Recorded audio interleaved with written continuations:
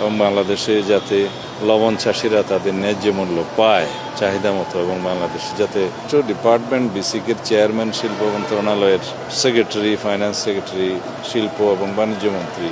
সহ সংশ্লিষ্ট সবাই মিলে আমরা আলাপ করেছি বাংলাদেশে কিভাবে লবণের স্বয়ংসম্পূর্ণতা অর্জন করা যায়, লবণ প্রোডাকশন উৎপাদন খরচের সাথে মিল রেখে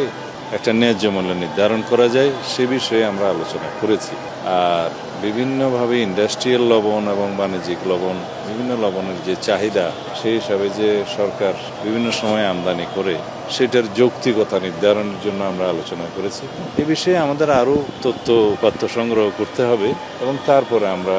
একটা সিদ্ধান্তে যেতে পারবো, এবং বাংলাদেশে যাতে লবণ চাষিরা তাদের ন্যায্য মূল্য পায় চাহিদা মতো, এবং বাংলাদেশে যাতে লবণ চাষের ক্ষেত্রে আমরা স্বয়ংসম্পূর্ণতা অর্জন করতে পারি, সেই বিষয়টা মাথায় রেখেই পরবর্তীতে আমরা সেই সিদ্ধান্তগুলো নেব মাননীয় প্রধানমন্ত্রীর নির্দেশনা অনুযায়ী।